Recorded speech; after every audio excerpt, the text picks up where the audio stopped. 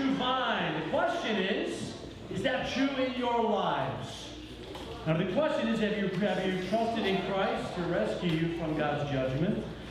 So we talked about that, and we talked about abiding leads to intimacy. I think that's what it was. Talked about their relationship and cultivating that. And then abiding together community. Last night was a very cool time. It was way cool to be together, share communion, love one another, laugh a little bit, cry a little bit, hug a little bit, all of that. It was very, very, very cool. So it's been a good time together, worshiping through song. Student and ministry leaders, that was cool. You guys, that was great this morning. Red said it was the first time you did that alone. That was the first time they did that alone in front of the group, all right? That was great, yeah. You guys, that was really cool, man.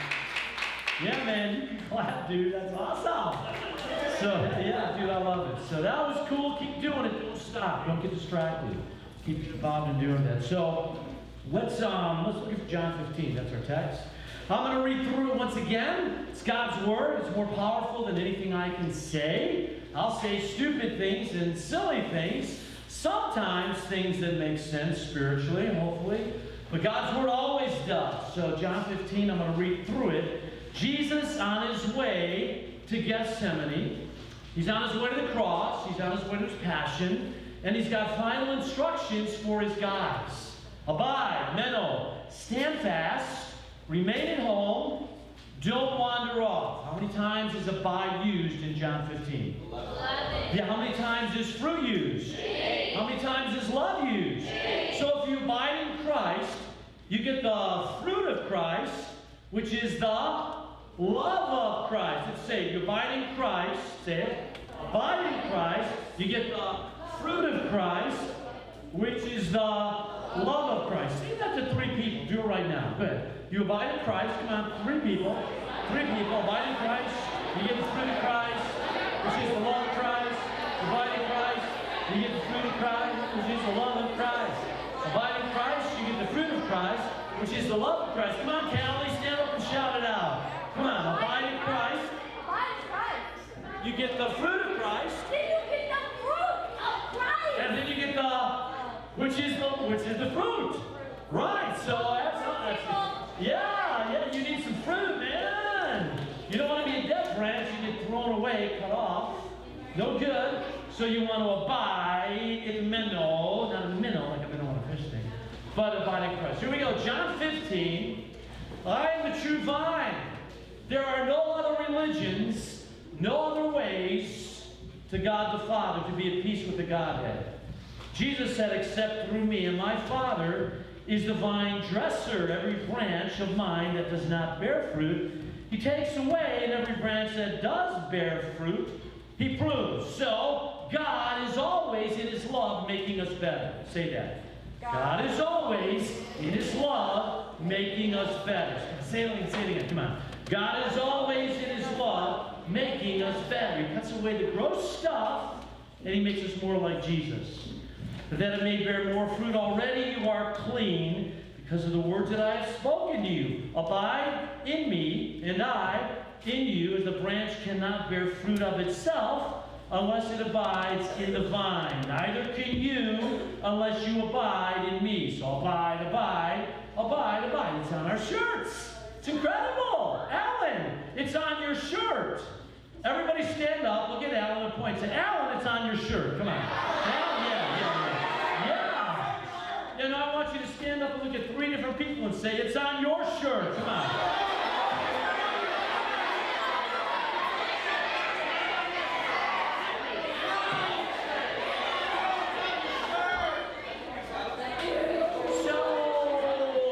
So whoever abides in me, and I in him, he it is that bears much fruit.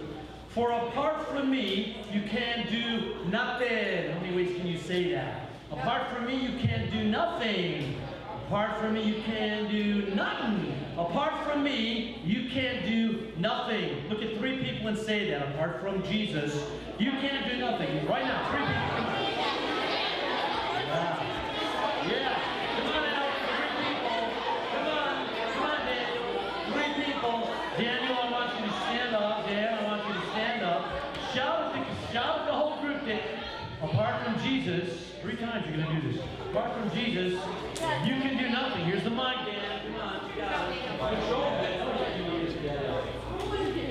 Apart from Jesus, you can do nothing. Apart from Jesus, you can do nothing. Apart from Jesus, you can do nothing. Yeah! Yeah! Did you notice the voice fluctuation? Did you notice the change in his style? Did you notice his emphases? Did you notice that he was in love? Very, very, very serious. So here we go.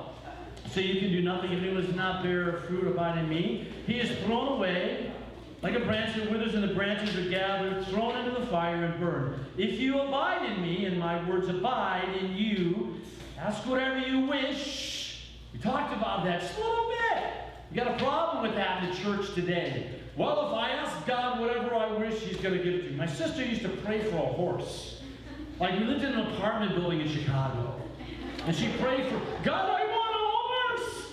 And my wish was no horse. I didn't want a horse like hanging out in my bedroom, so it's not, I mean, now, you can pray here. Listen, you can pray for a horse if the horse helps you accomplish the mission of gospel love. Got it? That's the deal. You can pray for a new car. Oh God, I want a new Mustang. I wouldn't mind that.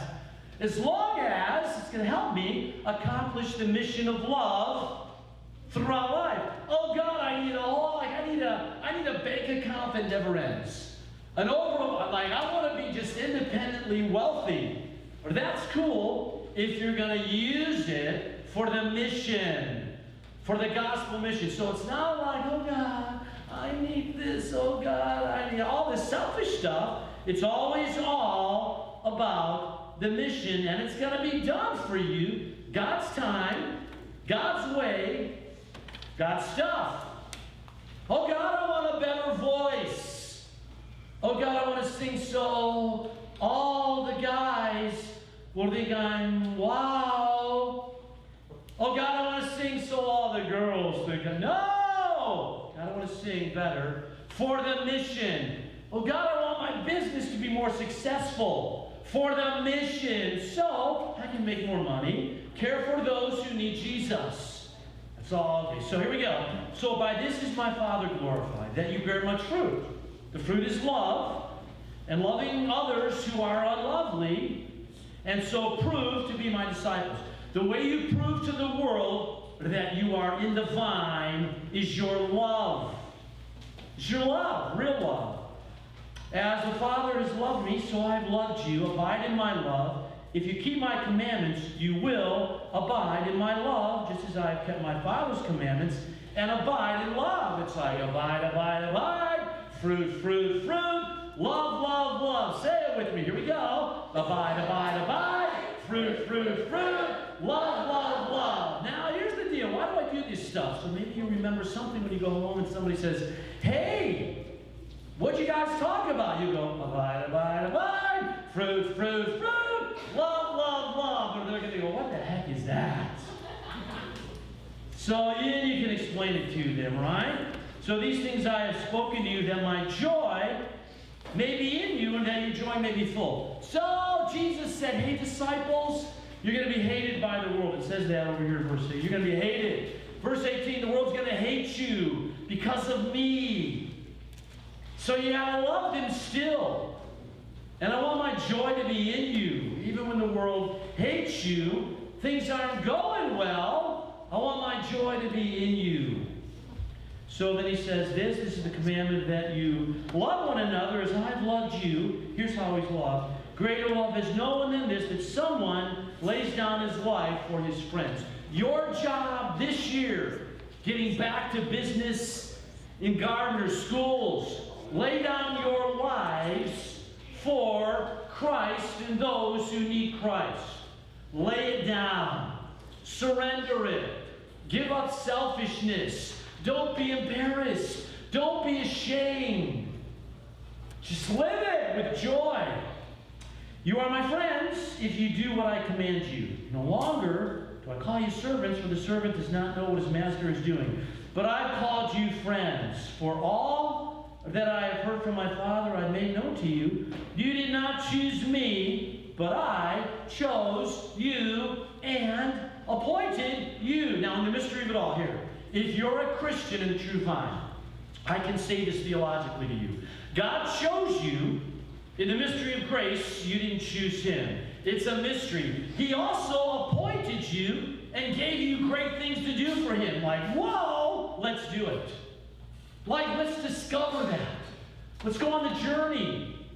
Let's go on the mission. God's got stuff for you. Ephesians 2 says, you're his workmanship. The Greek word is poima. It comes from poiesis, which means you were nothing, and out of nothing, he made something. And he made something beautiful, a poem to be read by all who like look at your life. That's like way cool. You're God's poem. I'm God's poem. We are incredible people. You're God's poem. I'm God's poem. We are incredible people.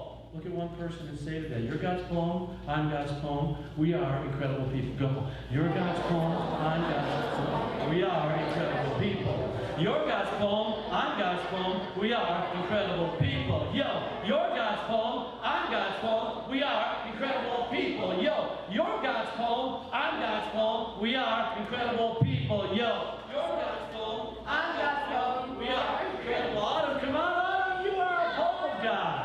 Let's hear for Autumn. All right, here we go. So he goes on and he says this. He says, bear fruit. Bear fruit. I appointed you to do this, that your fruit should abide, so that whatever you ask of the Father in my name, he may give it to you. Mission, mission, mission, mission. These things I command you, so that you will love one another. It's a powerful text. I scratched it. I touched it. I probably messed with it too much. So you should read it over and over and over again. This morning our theme is abiding in the vine reproduces fruit, and that fruit is love, and the love is the mission of the gospel throughout the world.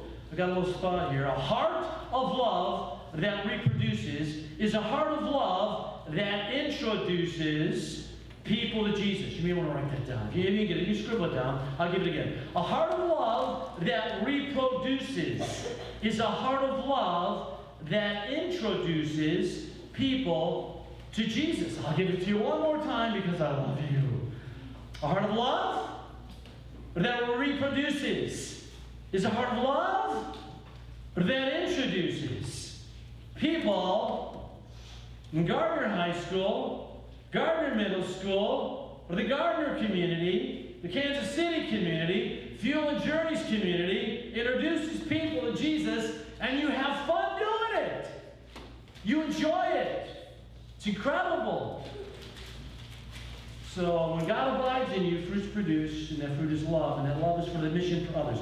Linda's going to tell you an incredible story about a woman who abided. There was fruit, and there was love. Let's hear from my girl, you know? Yeah. She's always grabbing stuff from me. Always taking stuff. You know I love singing, talking about my girl, my girl. Ooh, I got sunshine. I'm a cloud. Come on. When it's cold outside, I got I guess you say, will you make. Come on, Marianne. My girl. My girl. Oh, she is not your girl. She's mine, Marianne. Don't sing it to her, Marianne. Don't sing. You have. Oh, that's weird. All right, let's hear from my girl. She's going to talk to you. Here we go. Weird. He does that almost all the time. It just makes me stand up here looking weird. But anyway, abide, abide, abide. Fruit, fruit, fruit. Love, love, love. So this woman, her name is Gladys Aylward. I don't know if you've ever heard of her, but she was a missionary, and she had all three of those characteristics. And her favorite thing that she used to say is Christians never retreat. They keep going forward. Christians never retreat. They keep going forward, and that's exactly what she did. She kept going forward with the love of Christ to reach out to the people in China. Well, she was born in England in the early 1900s, and when she was in her early, or actually mid-20s, she felt that the call of God was on her to go to China. So she went to London and she got involved in a Bible school, and she started studying really hard so she could go to China. But Gladys always had a problem with studying and learning, and she just wasn't good at it. She wasn't stupid, she just had a hard time with her studies. And she couldn't pass not one single course at this Bible school. So they came to her and they said, Gladys, you know, we love you, you're great, but, you know, we just need to drop you and have a space open for someone else who can pass these courses. And perhaps you need to think of something else to do with your life because, you know, you're in your middle 20s, ooh, that's old, and, you know, you're a single woman, and, you know, it's getting harder and harder to learn the language, and, you know, with you not being able to get your studies, we just think maybe you should think of something else to do for God. And so they let her go. But Gladys felt that the hand of God was on her and that He wanted her to go to China, so she didn't let that deter her. So while she was trying to figure out how this was all going to work out, she decided to be a housemaid for this man in London. And he ended up being a man whose business, he had done lots of business in China. So he had all these books about China in his house, and he just knew a lot about China, he knew the language, and she just felt like this was an answer from God, how she was going to get to China. She didn't know how this was all going to work out, but remember, Christians never retreat, they keep going forward. And that's what she kept doing. Well, Gladys, she didn't have any money, like zero money. And so the first week after she got paid, she went to a travel agency. Now this is way back in the early 1900s, so just kind of think about this, kind of, you know, no cell phones, no modern stuff like we know of it. So she went to this travel agency and she had just a few pennies, and she plunked it down on the travel agency and she said, how much does it cost to go to China? And he's like, where in China? She goes, I don't know, just pick a place. Where do you think I could get in? Where would be the cheapest place to go? She didn't even know where in China she was going, but she was determined. She was keep going forward, never retreat. And so he's like, well, okay, let's pick this spot. And so he said, it's going to cost this much. And she's like, oh my goodness, that's going to take me 3 years' wages to get that. Is there any other way I can get there? And he's like, well, there is, but you have to go through Siberia.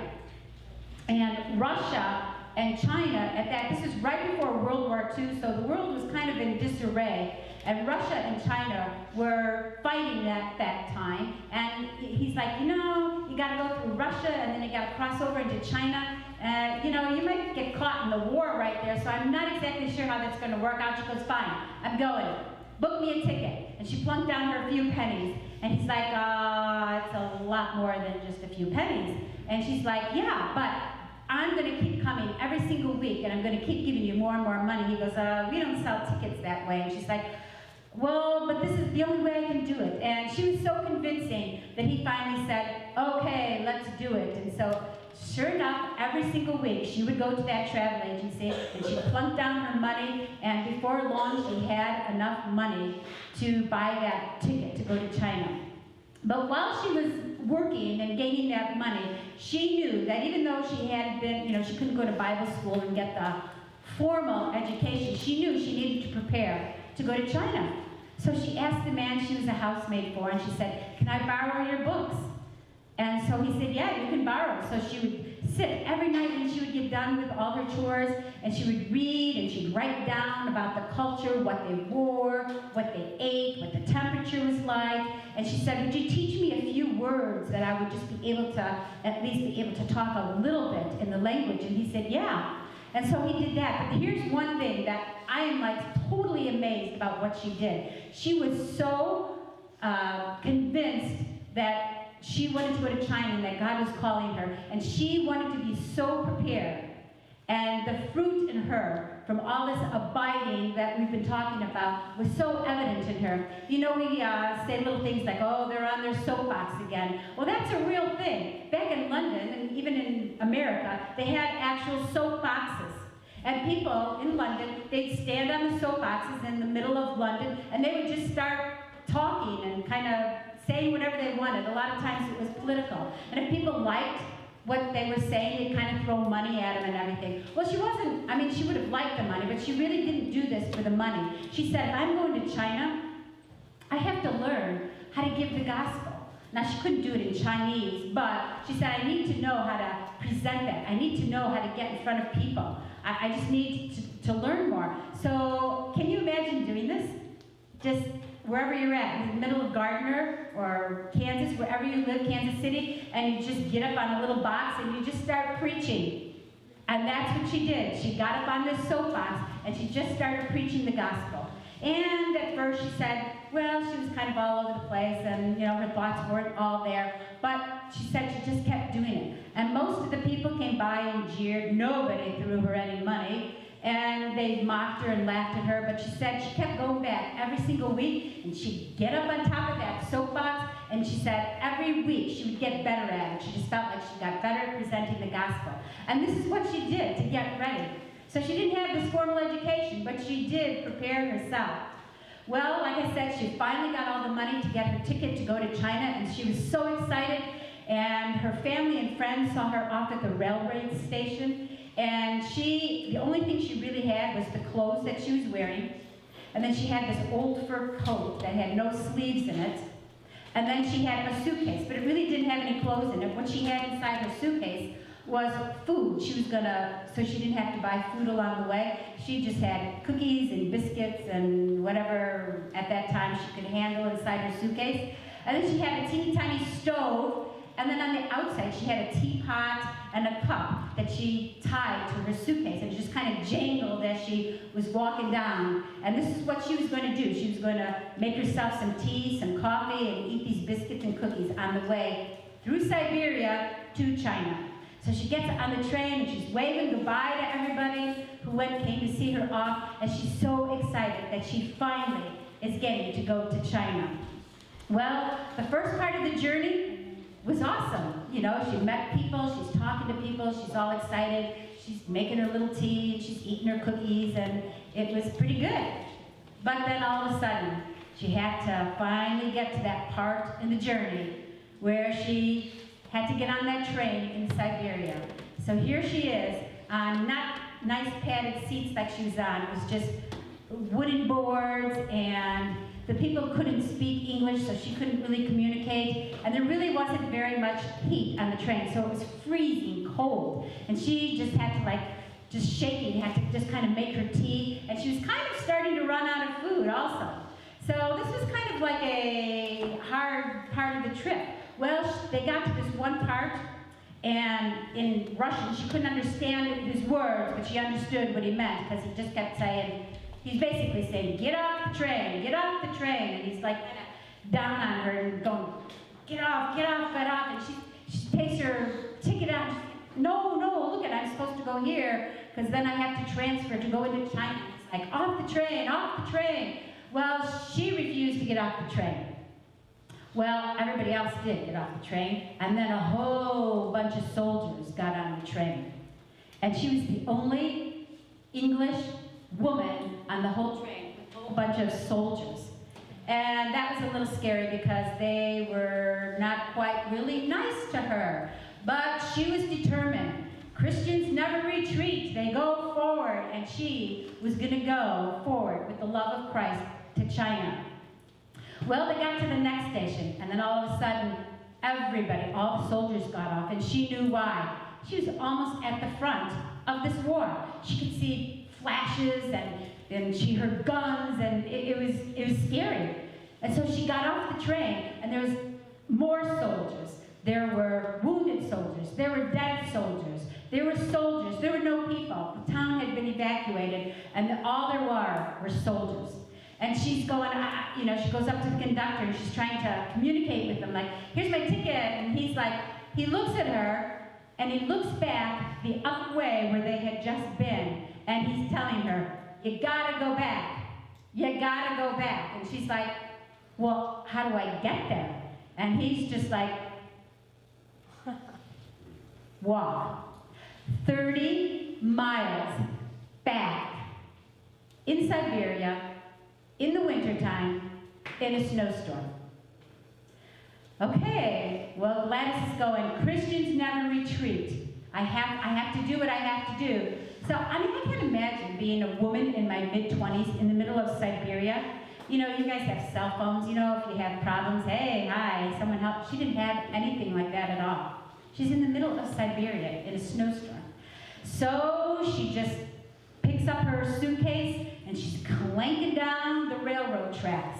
And every once in a while, the snow was so heavy, every once in a while she had to go clear the tracks just to make sure she was walking back the right way on the tracks. Well, about halfway, she was so tired and she was so cold that she decided that if she didn't stop, then she just wasn't going to make it. So here she is out in the middle of nowhere with not a soul around her. She takes her little stove and she scoops up a bunch of snow and she starts melting it so she can make some tea. And she takes out a couple of stale cookies and she eats a couple of stale cookies and some tea. And she warms herself up as much as she could. And then she thought, I'm so tired. But she was so scared that the wolves in, you know, the trees in the forest that were all around would come out and eat her. So she kept going, I gotta stay awake. No, I gotta sleep. I gotta stay awake. No, I gotta sleep. But one thing that Gladys Aylward was, she was a woman of prayer. And she believed in God. She loved God so much. And she was going forward with his love that she just was like, okay, God, whatever. And so she just fell asleep. And she was sound asleep. And then all of a sudden she woke up. And she said that she couldn't hardly feel her toes. And she could hardly feel her fingers. It was so cold. And she just had a ton of snow. And it just had a blizzard overnight. She just had a ton of snow over her. But she said she got up and she thanked God because she had woken up. She was alive. So she got up and she started trudging more towards this town. And she finally saw the shimmering lights of the town. And she was so excited. Remember, she walked 30 miles in snow. 30 miles.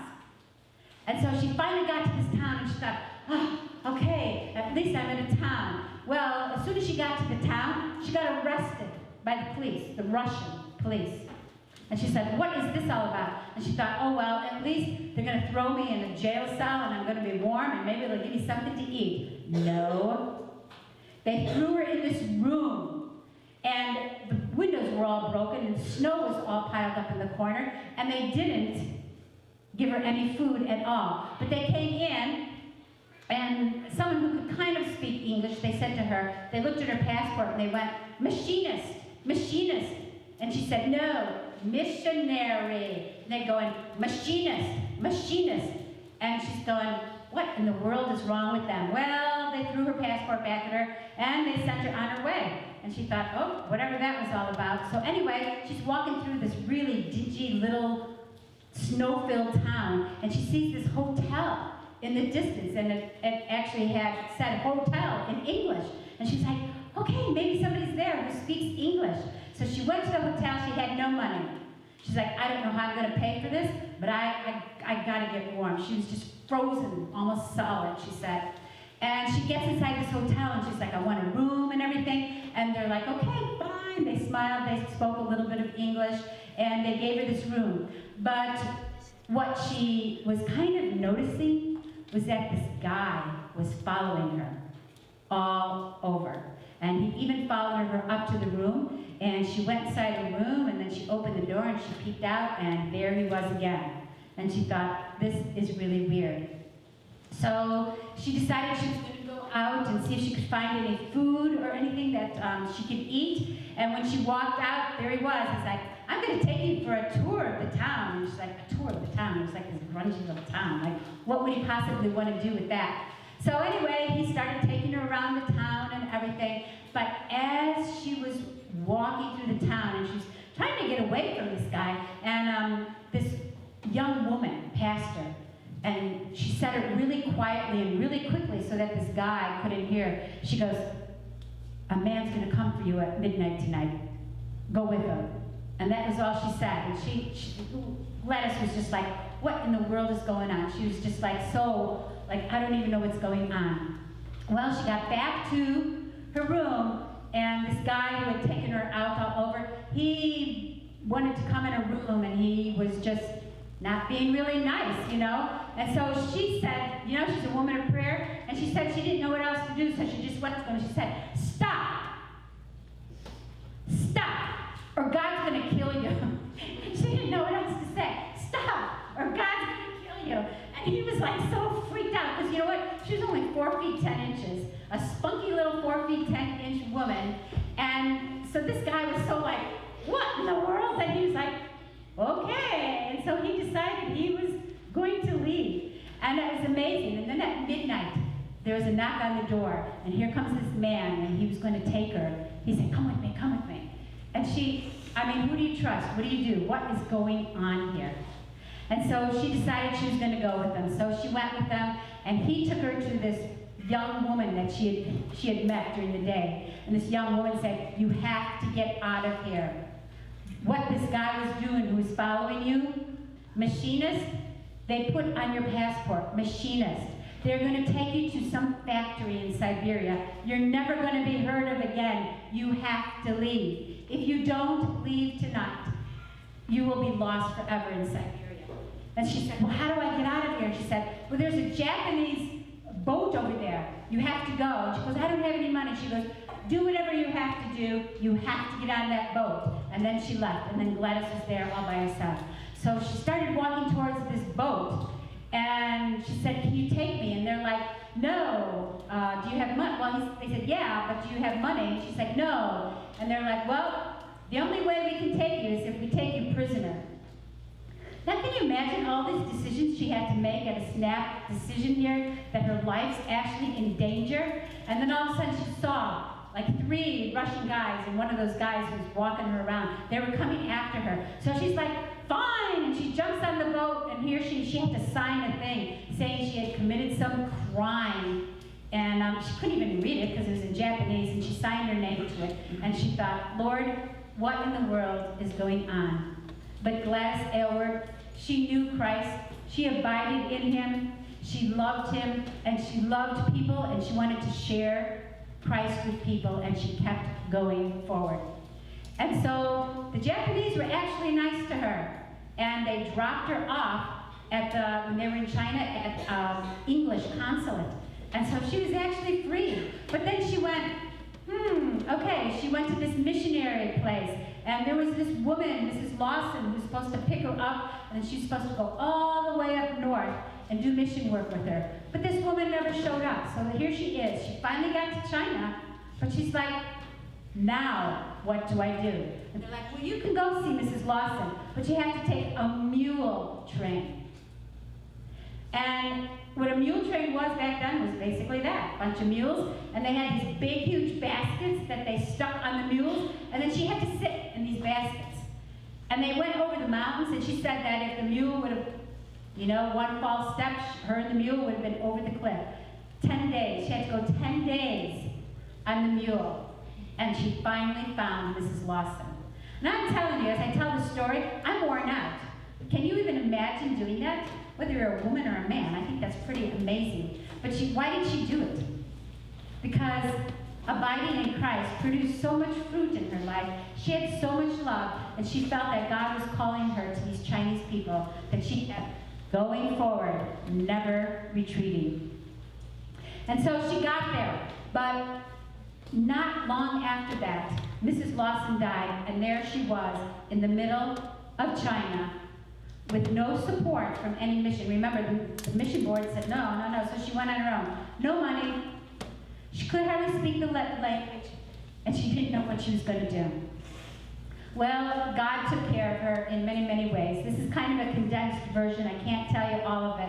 But God did take care of her. And she was able to just go out, and she learned the language, she loved the people, and she was able to go out and just preach the gospel in all the surrounding areas. And it was amazing, because as she went from village to village to village, people started getting saved. It's an amazing story. I would just challenge you to get the book. Or there is a old movie called In of the Sixth Happiness. Most of the stuff is accurate, and it tells the story of Gladys Aylward. Well, that's what Gladys did. But then all of a sudden, World War II came in full force. Japanese were invading China. Russia was, the world was fighting with each other.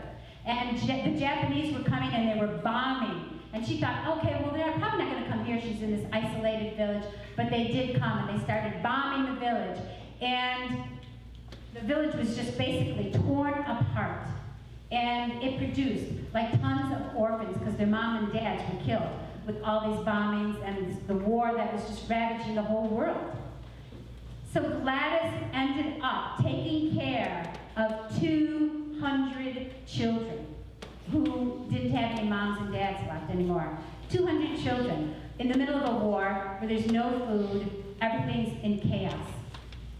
And she started, taking care of these children, but all of a sudden, the head of the community, the Mandarin they called him, he was the authority, he said, everybody has to evacuate the village or you're all going to be killed. And so they were all getting ready to leave, and she's like, what do I do with 200 children? Where do I go?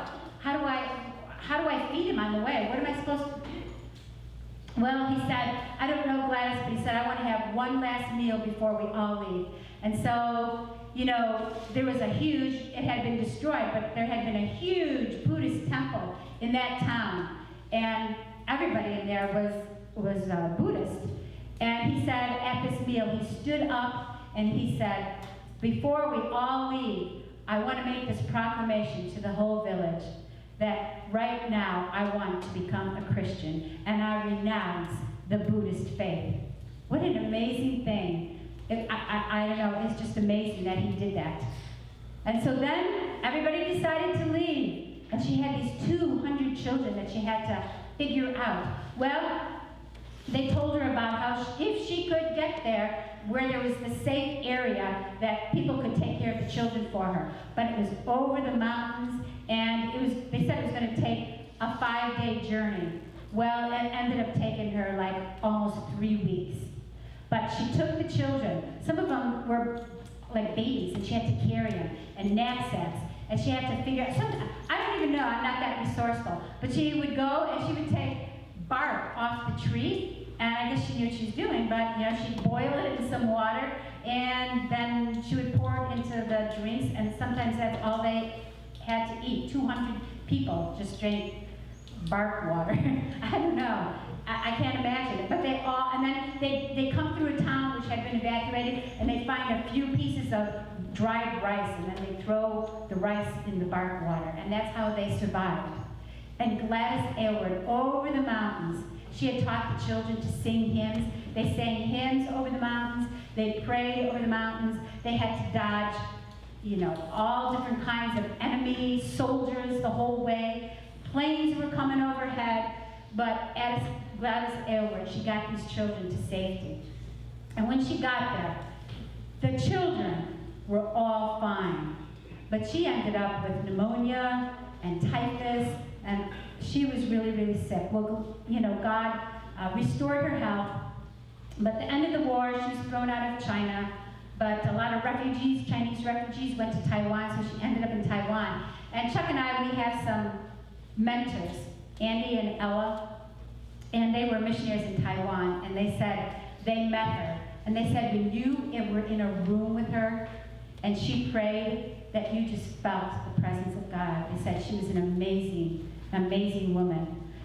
Why was she an amazing woman? Because she abided in Christ. She loved Christ, and it produced fruit in her life. And the fruit was that she had so much love for other people to share the gospel that She never retreated. She kept going forward. A lot of obstacles, and it never stopped her. So why am I telling you the story? So you can all be missionaries? Well, maybe, but that's not the reason for the story. The reason for the story is that, you know, God has never asked me to walk 30 miles in Siberia or to go on a mule train, at least not yet, and I don't think he probably will. And he probably is not going to ask you to do that either. But what he is asking you and asking me is that wherever we are at, he's asking us to have the fruit, that love, that we would reach our friends for the cause of Jesus Christ.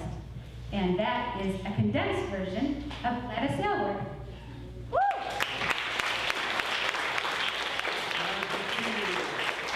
Yeah, great story. So once again, she abided in Christ.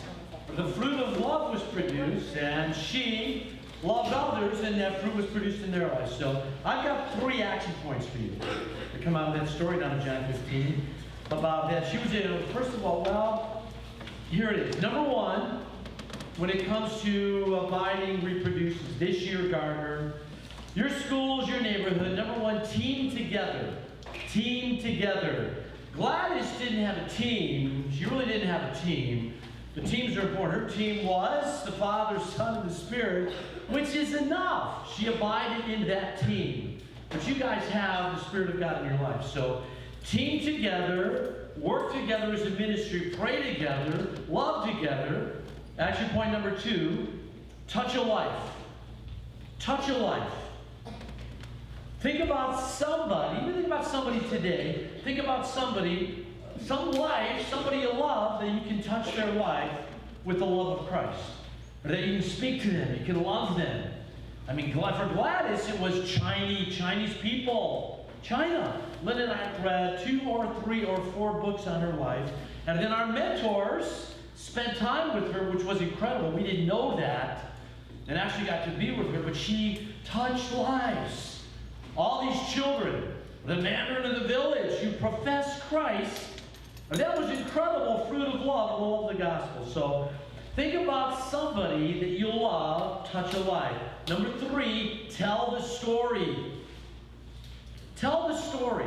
So team together, work together, touch a life, identify somebody you can, number 3, tell the story to. The story of Christ. The gospel story.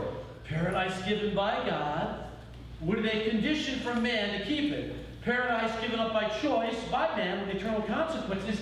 Number 3, paradise given back by God to man with a condition to possess it. Learn the story and be a good storyteller. Why? Because you love people. You want your friends to know Jesus. Would you rather see them in hell or heaven? Would you rather see them enjoy life with you together, celebrating? So work on the action point. Reg is going to come up here in just a minute or 2 and review a little bit. And then I think we're going to have the afternoon to hang out. So thanks for listening. Thanks for hanging in there. The sessions, it's been fun. Love you guys. Let me pray for you, and then Reg is coming up. So 3, oh, here, one more thought. Write this down in your books. You got your little books here. I want you to write this down because I thought about it. Well, I think it's important. Be a difference maker.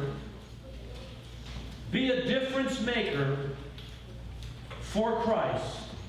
Be a difference maker for Christ in 2018 and 2019. Be a difference maker for Christ in 2018 and 2019. And not that you haven't done that, but just say, that's what I want to do, Christ, for you this year.